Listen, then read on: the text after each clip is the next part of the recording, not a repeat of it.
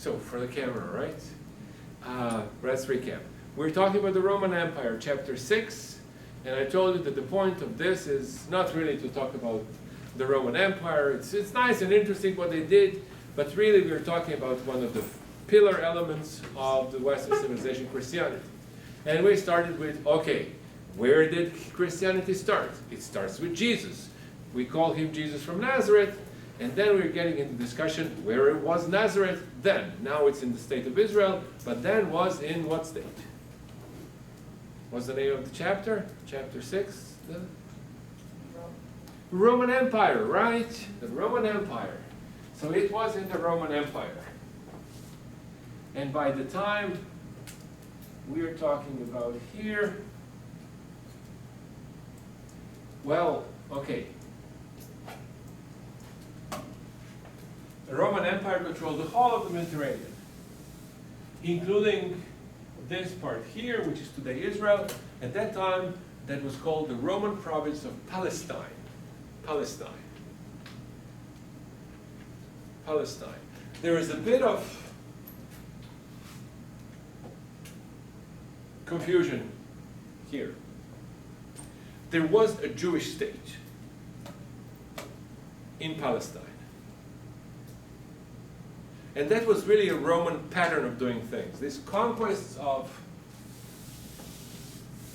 the Mediterranean that we talked about for a long time. Now we're the Persians conquering, and then the Greeks conquering, and now the Romans conquering. It wasn't really about just armies parading around and killing each other. It was, yeah, war was part of it, and a big part of it. But for example, when Romans conquered, and they conquered, if you're wondering, during the civil wars, during the time of Pompey and Caesar, when they got fighting, they conquered Palestine. But they also left a Jewish state there. Who founded this Jewish state? Do you happen to remember? We were talking about the Hanukkah people, right? Remember the Hanukkah story? That when the Greeks conquered this area, they held it for a while, and there was a Jewish rebellion that we call the rebellion of the Maccabees, right? Remember the Maccabees? Hanukkah story? That's going to be on the midterm, one of the IDs. Maccabees. And that's actually officially called the Hasmonean dynasty. So there was a Jewish state in Palestine run by this Hasmonean dynasty. In particular, the ruler of that dynasty was Herod the Great.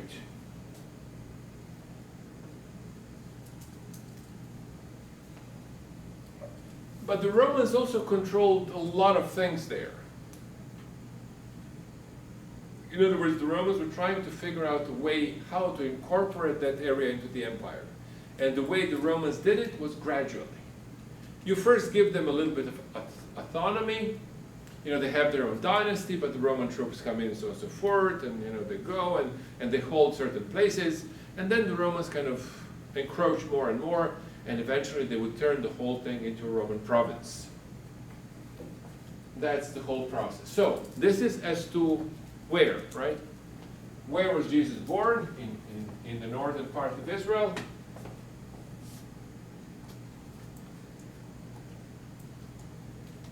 At that time called Palestine. I don't know if you can find Nazareth, but you can find it. Yeah, there it is. It says Nazareth, close to the lake Tiberias. Haifa, here it's an important city where this fellow Herod, who was a king of Judea at the time when Jesus was born, he built a great harbor, and you can see the remnants of the harbor still today. It was a big, one of the problems with the coast of Palestine, it doesn't have good natural harbors. unlike Lebanon, there are a lot of, these Tyre, Sidon, Beirut, and Byblos, they're all natural harbors because they're protected. That's what they mean by natural harbors. Coast of Israel is very flat, and there are no places for ships to be shielded from the winds and storms and things of that sort. So Herod actually built the artificial harbor in here, 2,000 years ago. And you see that in the Gospels. It says also that Jesus was born when Octavian was the Roman emperor, and I don't know, certain Quintilian was a governor of Syria. Romans divided their empire into provinces, and this was the general province of Syria, and so on and so forth. And eventually you have Pontius Pilate,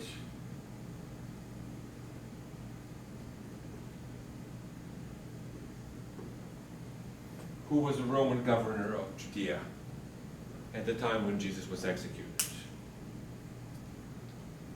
So, we're telling you a Jesus story here from a perspective of the Romans. That's what we'll be doing. So far, so good. Where and who, and that's been done. We are trying to get to when. Let's start when. Well, according to tradition, right? Jesus was born in year 1. And that's why you have AD, which means Anno Domini, or the year of our Lord. But then Jesus is not Lord for everybody, so that is called the common era. Either way, it's fine.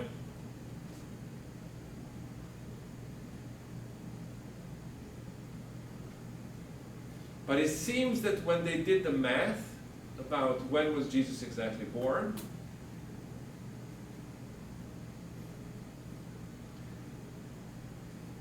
there's some problem with it, and it turns out that the math was a little bit wrong. So it seems that Jesus was born actually in 4 BC.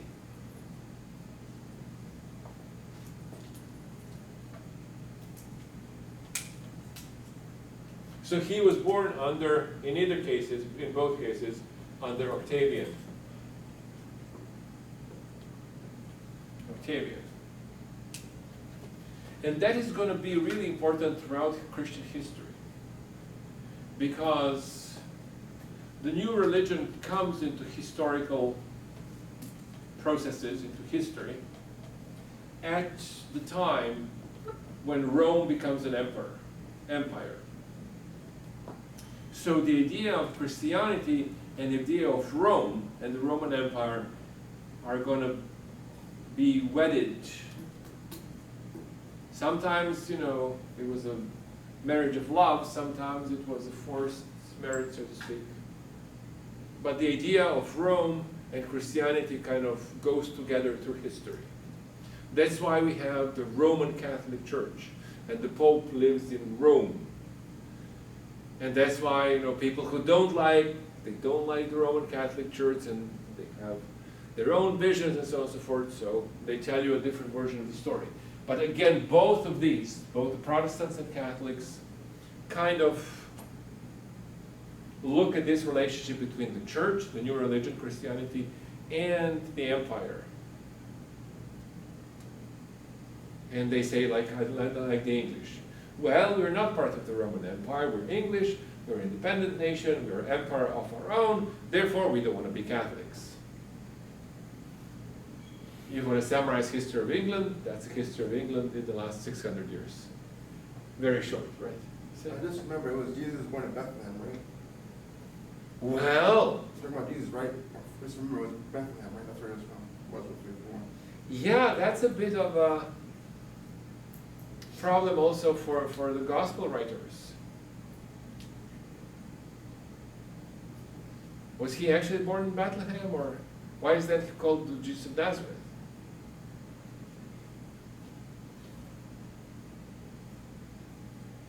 This has to do with a lot of theological stuff. I don't want to go into too much details, but Bethlehem is actually let's put it simply here, in the land of Judah. And Judah is one of the 12 tribes of Israel.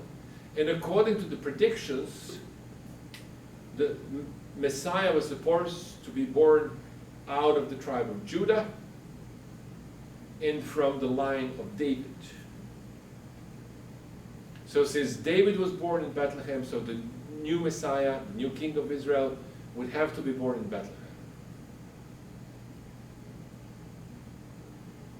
So what the gospel tells you is, the story is, especially in Luke, because the Gospel of Luke is the one that is interested in this sort of Roman environment of Christianity. And he talks about, well, he was really born in Bethlehem, but there was a census, like a census that we did 2020, right? Census forms. The Romans did the census. Everybody needs to be counted. And you have to go actually to the place of your origin. And the family of Jesus went to their place of origin, which was Bethlehem. And that's how they end in Bethlehem. And that's why there is no room at the inn, right? The Christmas story. There was no room for the inn, and they'd go to the manger and animals, and anyways, things happen, right? Because they were not living in Bethlehem. They're not living in Bethlehem. They were living in Nazareth, but came down to Bethlehem to be counted. Anyways, so these are really details in terms of, FYI.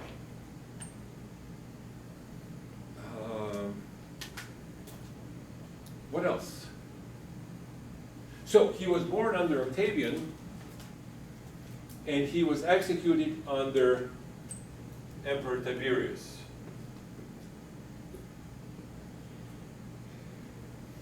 Tiberius was not a natural son of Octavian. He was actually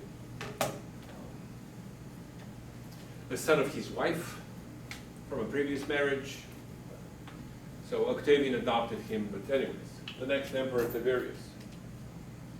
When was Jesus killed? We're not sure exactly, 29 to 33 AD, somewhere thereabouts.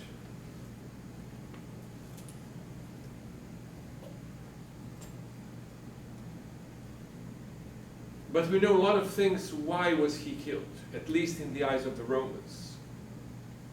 That appears not just in the Christian sources, in the Gospels, in the New Testament, but actually Roman historians mention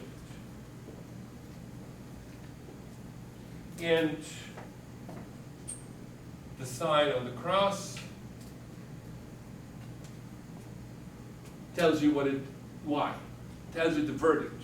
That was the practice of the Roman crucifixion. You crucify a person and you put a sign in there, this is the crime that he committed. Either adulterer, murderer. This one, it says, Jesus Nazareos Rex Judeorum. Jesus from Nazareth, King of the Jews. So apparently, in the eyes of the Romans, I'm not talking about church stuff here. In the eyes of the Romans, he was executed for pretending to be king of the Jews.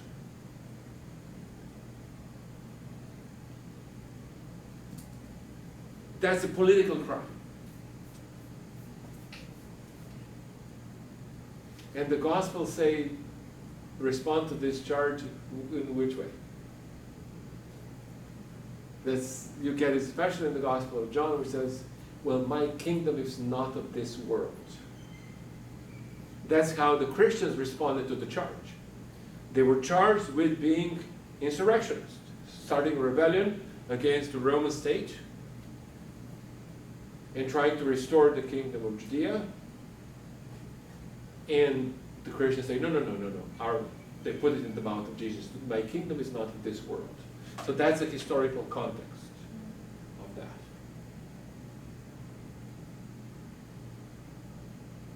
So far, so good.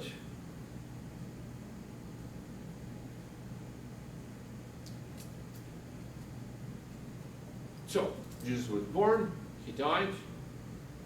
Apparently, there was a great embarrassment for Christians for a very long time. Because he got a punishment that was reserved for the worst of the criminals. Today, equivalent would be an electric chair. If you end up in an electric chair, it means that the society accused you of something very serious. And the crucifixion, people done this research. They do it all the time. That's sort of a hobby for a lot of people. But you choke to death when you're crucified.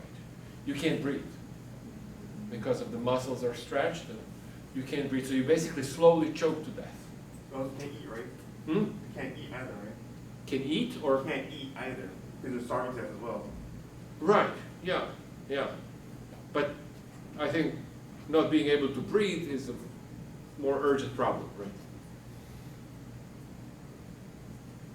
Anyways, but it's a very humiliating way of killing people, and that was the purpose of the Romans. It was reserved for hardened criminals. So the Romans had serious problems with Christianity from the very beginning. Now, what else? Then come the apostles, right? The apostles continue the mission, especially after the death and resurrection. And they keep going. And all of them are executed. So as far as we know, there is no exceptions. There is a bit of a tradition that Apostle John, who wrote the Gospel, died of natural causes. But we're not completely sure. But it's at least the great majority of the 12 apostles, and then there were 70 apostles executed. Peter, the prince of the apostles, right? Executed. In Rome. Crucified.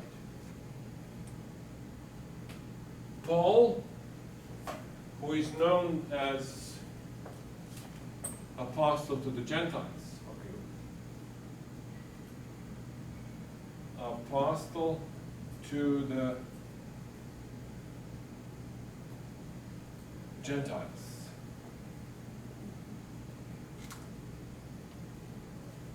And that's one of the sticking points of the Christian religion. Well, Jesus was Jewish, and all of his apostles were Jewish. But one of them, Paul, decides to preach this new religion to non-Jews, or Gentiles. That's how Jews call non-Jews, Gentiles. Which means just people who are not part of the people of Israel, but other people.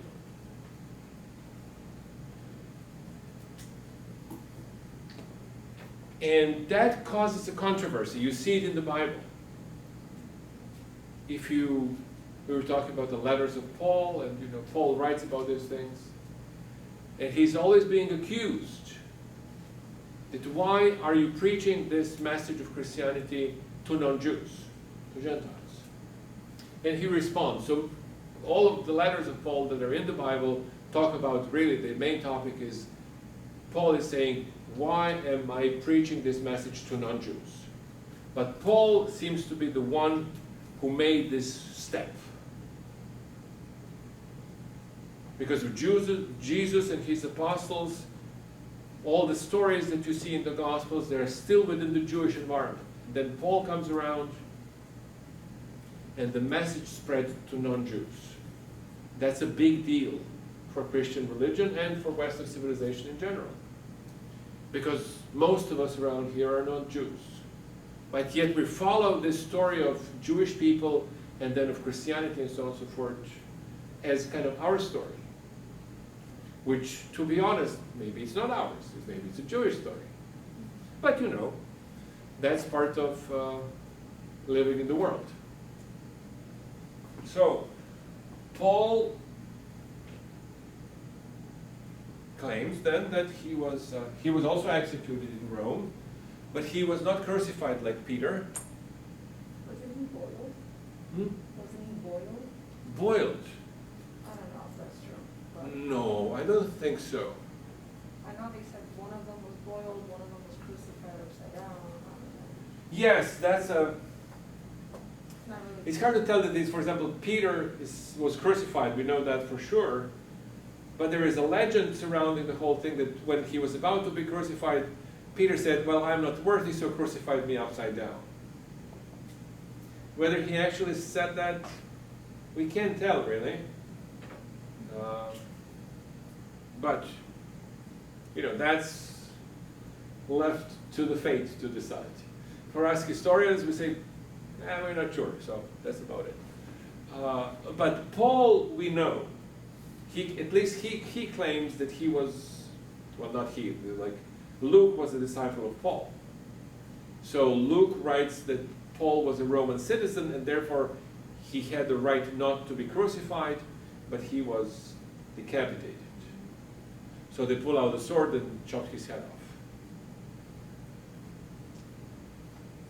Why? Well, there are actually two main reasons why the Romans didn't like Christians. One was that their founder was a criminal.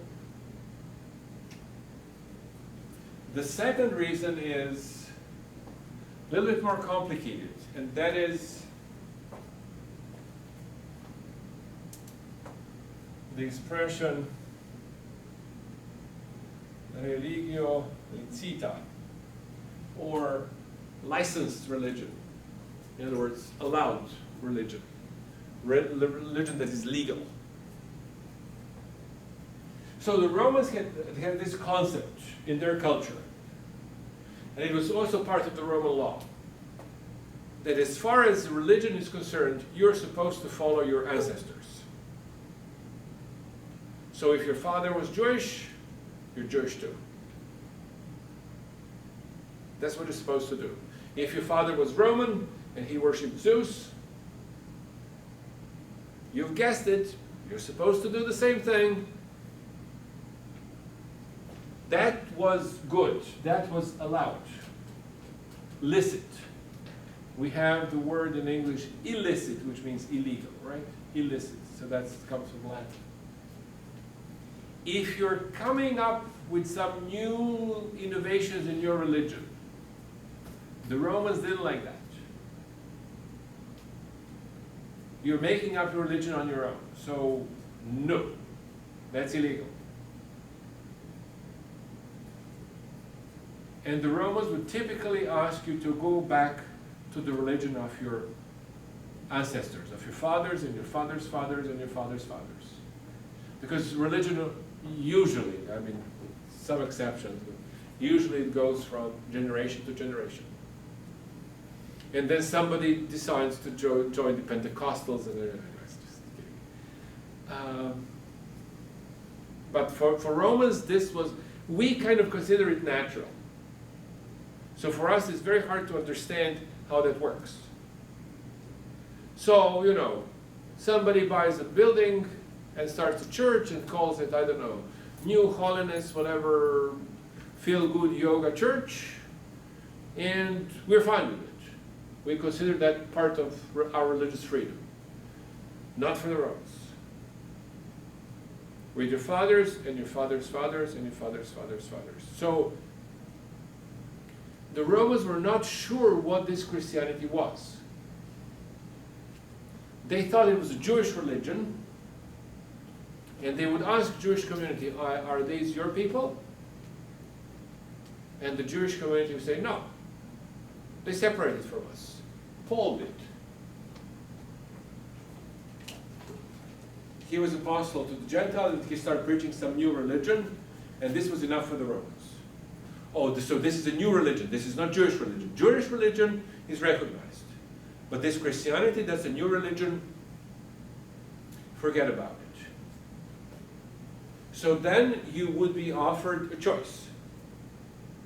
In other words, as a Christian in the Roman Empire, you're caught as doing something that is illegal.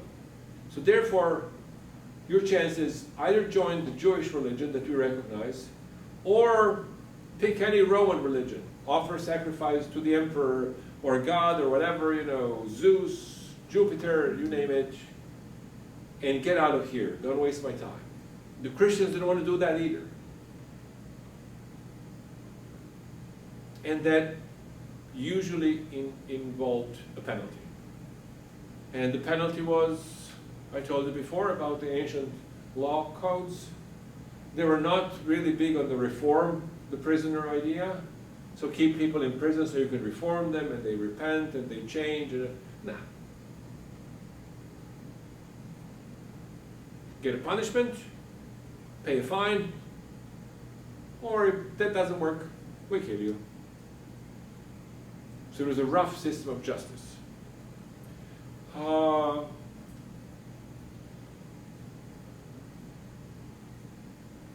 There were a couple of interesting milestones in the history of Christianity.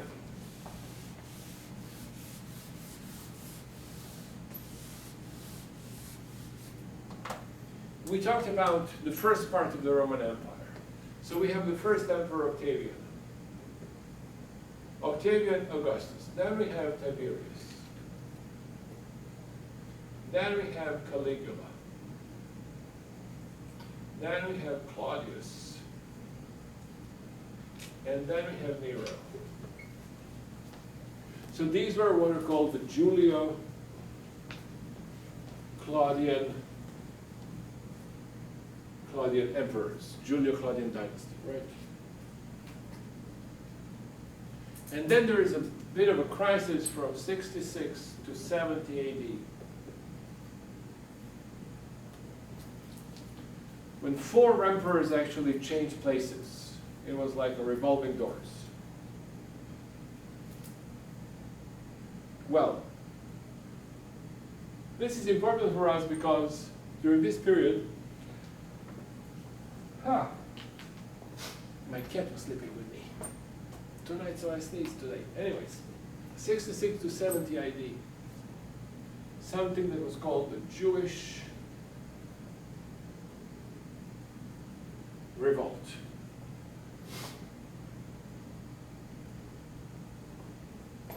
Jews in the Roman province of Palestine start a rebellion. And that's what Romans were afraid in the first place. Jesus Nazareus, King of the Jews. Basically that he's going to start a rebellion to create an independent Jewish state, independent from Rome. In 66 AD, some 30 or 40 years, something, I don't know, 35, some years, 3-4 decades after the death of Jesus, we have a Jewish rebellion. And the Romans were good at crushing those rebellions. It took them a considerable effort to do it.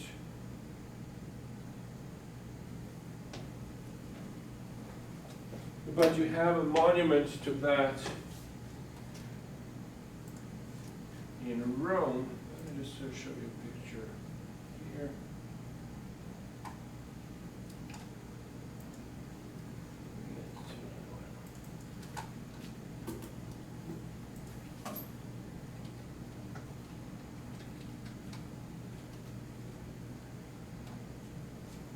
There it is, the Arch of Titus.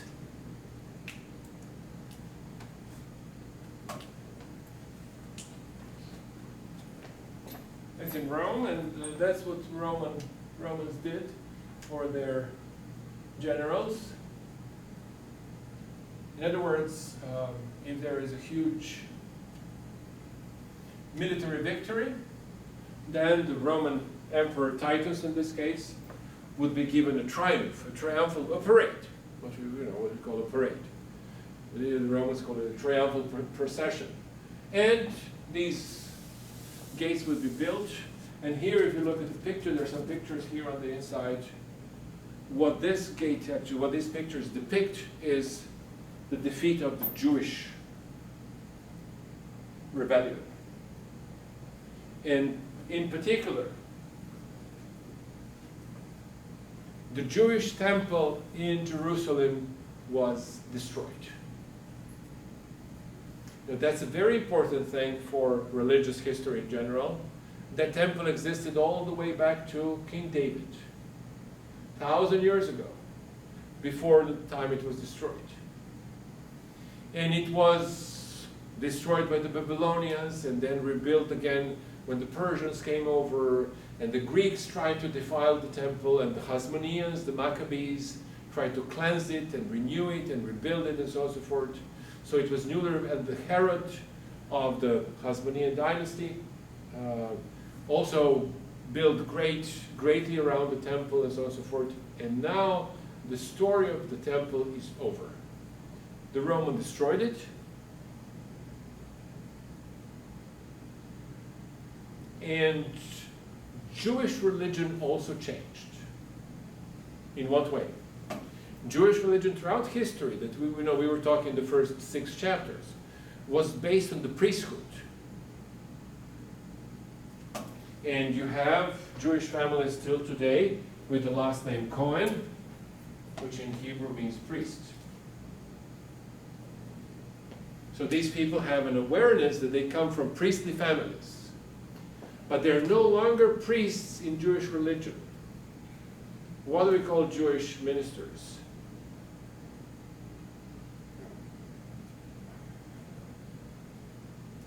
I just had my head one. Have you been to Brooklyn? I know they have, I know, what? Right. Oh, it's Orthodox? No, it's not. Yes. But what are their ministers, what do they call them? They're not called priests. Pastor? It's not pastor. Pastor would be Protestant, right? Protestants. Rabbis. Rabbi, that's it. Priest and a rabbi. Rabbis. Rabbis. Which in Hebrew means teachers. And is the new form of Jewish religion that appeared after the Jewish temple was destroyed. And therefore, what does priests do? Offer sacrifices. That's the job of the priest. In the Catholic Church, priests also offer sacrifices. Because Mass is really a sacrifice. It's a reenactment of the sacrifice of Jesus in the form of, bread and wine. But priests, as a matter of definition, they offer sacrifices. This is what Jewish priests did.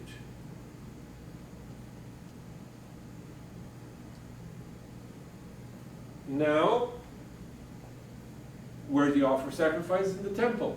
There is no more temple. So then, we have something that is called Rabbinic Judaism. Rabbinic Judaism. Judaism basically that is run by the teachers and rabbis and not by priests. So that's another important milestone, 66 to 70 AD.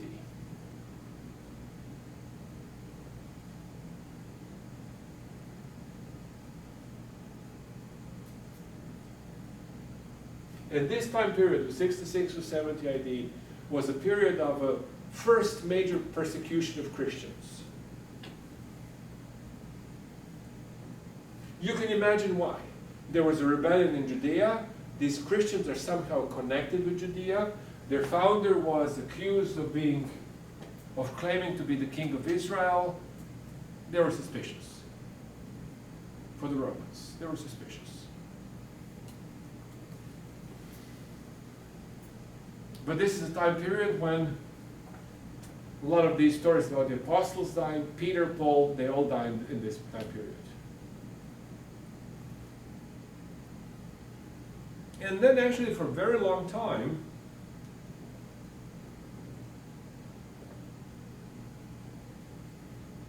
for almost 200 years, there was a relative peace between Romans and Christians. Relative. What I mean by relative. The Roman judges really didn't like to convict people on religious grounds. They just kind of felt it was odd. And we have letters for some of these judges writing to the emperor and saying, I'm going to paraphrase, but that's basically what they're saying, with just a little exaggeration. I have a case of these Christians. They come over and they seem crazy.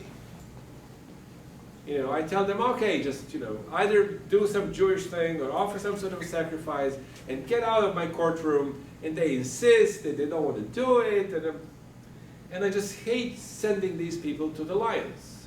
Because we mentioned before that one of the ways that the Romans executed was to send them to these funerary games, which you call gladiatorial games, right? So anyways, that's where that comes from.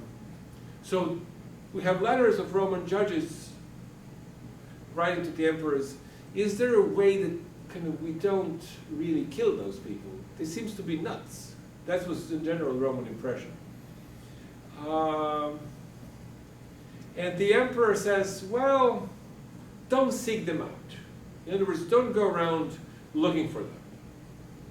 But if there is some other complaint in the community, like they're making noise, or they're annoying, or they're stealing property, or all sorts of things, then just go through the procedure.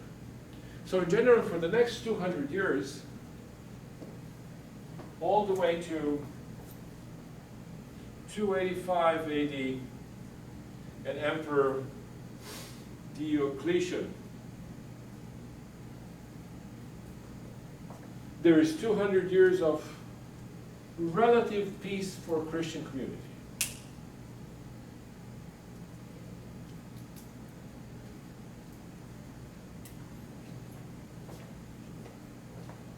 Not that nobody died, not that nobody was persecuted by the Romans. There are occasional, instances, but not too many. And then came Diocletian. Wow. Let's just...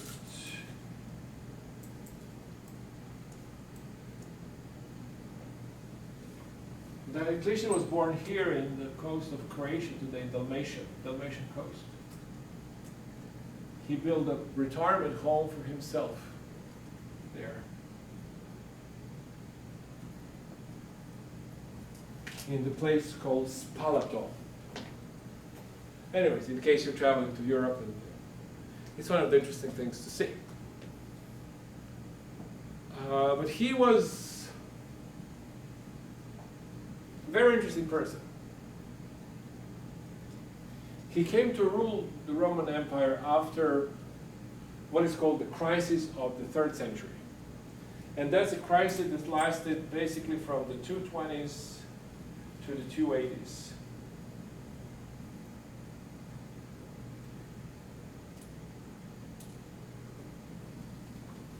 During this time period, the Roman Empire was really on the brink of collapse.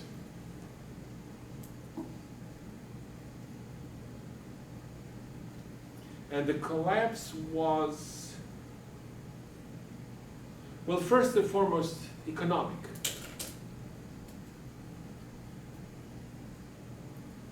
They were running out of money.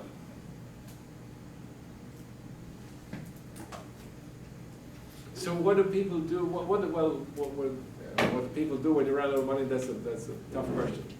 But what does the state do when it runs out of money?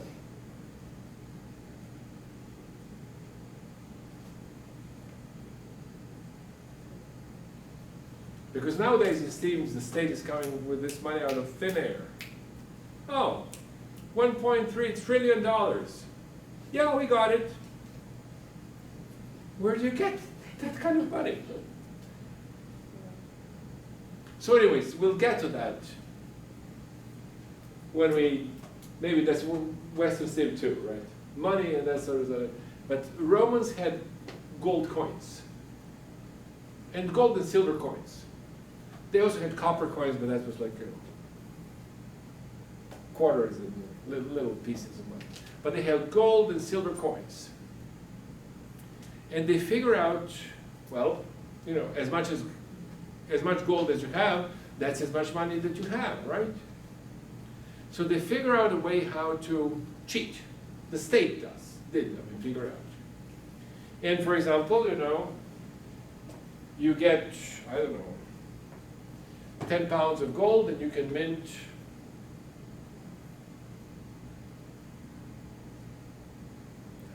Roman gold coin is about 32 grams of gold. So it was a substantial amount of gold. You can, for a Roman gold coin, you can buy a cow, which would be equivalent of today, you know, for one Roman gold coin, you can buy a car. That's, will be roughly the same, there's some kind of equivalent to give me an idea. Well, so out of 10 pounds of gold, you can mint, I don't know, 1,000 coins. The Roman coins were called solidus. Firm, that means firm, solid, right? Firm. But then they figure out instead of minting 1,000 coins, you can add something to it. Cheap metal, tin, copper. And gold is kind of weird. It's a very,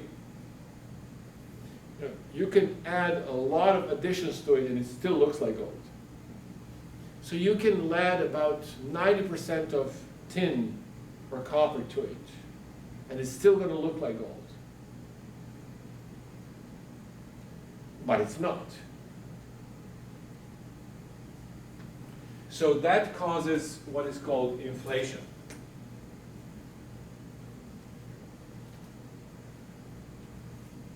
Inflation. And we might see it again. I'm afraid that what they're doing right now in Washington with this whole sort of making money, it means that, well, what happens is, at first you don't notice it. There were 1,000 coins and suddenly we added tin and copper to it and we got 5,000 coins. But very soon people realize that there are a lot of money around. And then people start buying things. And when people start buying things, the prices go up. So, an emperor, a particular emperor, could be in a bind. Like he has to pay the army, the soldiers. And the soldiers tell him, well, if you don't pay us, we'll kill you. And that happened practically every year during this time period of 220 to 280. Emperors were killed roughly on, every 9 months on average.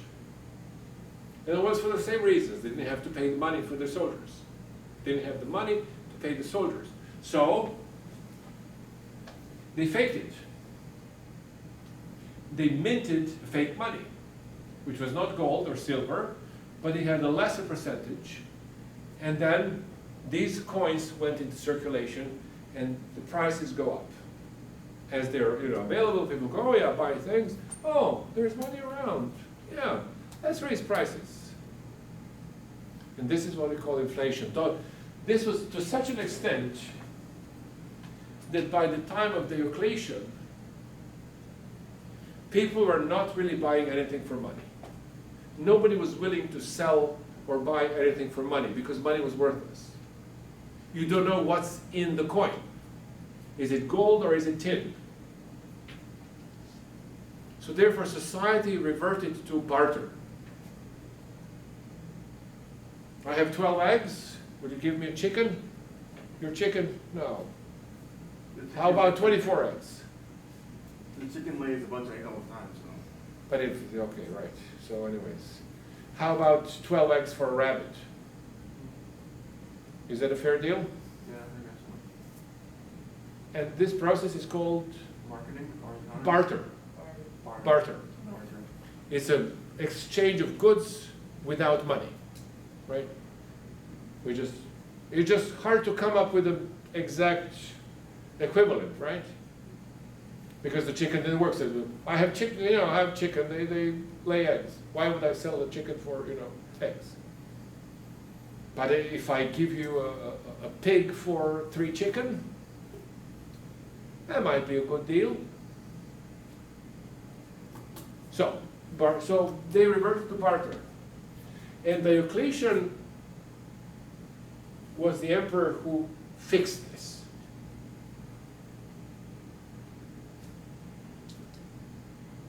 Problem.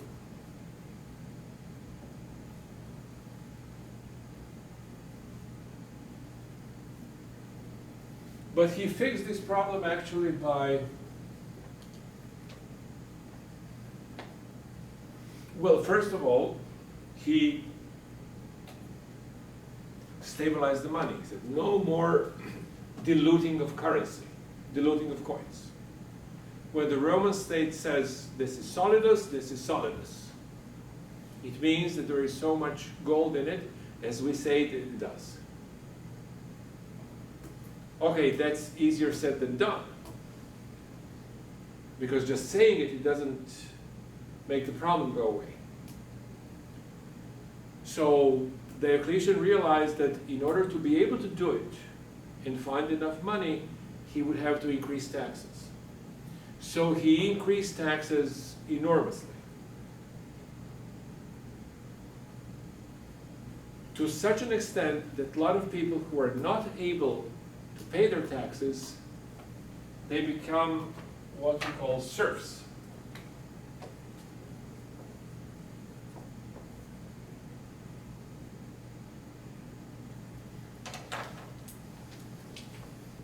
What does it mean? It means that you're no longer a free peasant, but you live on an estate of a large lord. Sometimes the estate are called latifundias.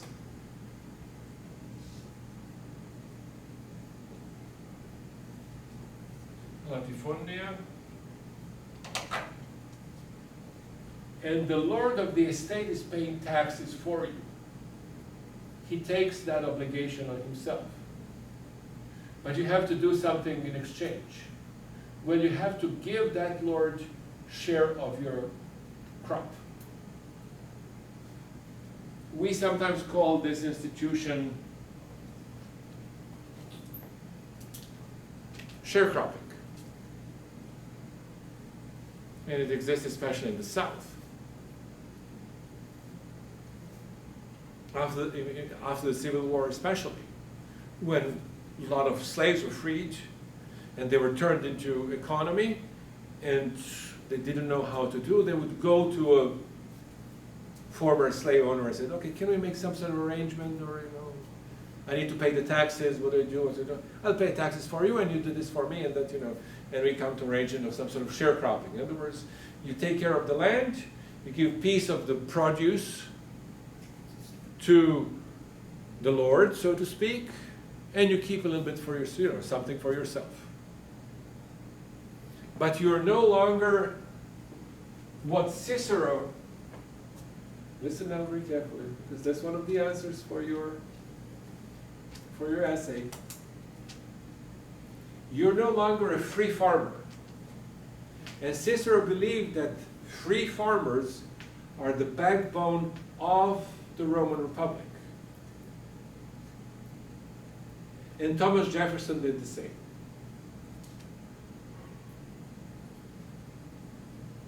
Thomas Jefferson, you have this, just talking about it, you have these two visions of America. If you do American history, this is kind of the way to connect the Roman history with American history. Thomas Jefferson, who saw the Republic as the Republic of free farmers. And you have Alexander Hamilton from New York, who saw the Republic as the Republic of merchants and manufacturers. That's two different visions. The one of Thomas Jefferson relates to Cicero. And Diocletian was the one who basically ended the whole thing. He, in a way, now this is not very fashionable, but it used to be, that people would say that medieval history begins with Diocletian. And medieval history is very different in terms of class. In ancient times, we had three classes of people.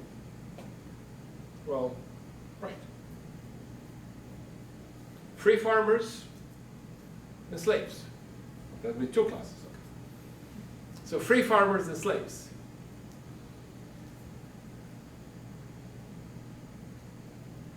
And about, 1/3 of the population were slaves. For the most part, these slaves were prisoners of war. So I told you that, during the wars, they didn't like prisoners in general. You have to keep them, feed them. Well, you have these prisoners of war, turn them into slavery. And then they work for, 20, 30, 50 years. And you might free them afterwards, you might not, it depends, but, on the person. But a good chunk of the population was, 1/3 of the population were slaves. But the rest of the population were free. That was sort of the idea of all these city-states. Now, in the medieval period, you have another class of the population who is, slavery actually practically disappears in the medieval period. Not completely, but practically disappears. But instead of slaves, you have the serfs, who, on the paper, according to the Roman law, they're free, because that's the essence of the Roman law. But in practice, for all practical purposes, they made an arrangement with some sort of a lord. They're dependent on him. Their whole life depends on that lord who pays taxes for them. And they have an obligation to do it. And then you get into very kind of strange situations. What happens when the lord dies and somebody else buys the estate, buys the land? So do you buy the land, just the land? Or do you buy the land with the serfs on it? You know what I mean? They don't separate like the land? It gets really tricky with, that's a little bit, foretaste of the future. But the real problem is somebody buys the land from the Lord. What happens to the people who are on it? Does he say, okay, go your own way, I'll bring my own people? He can say that.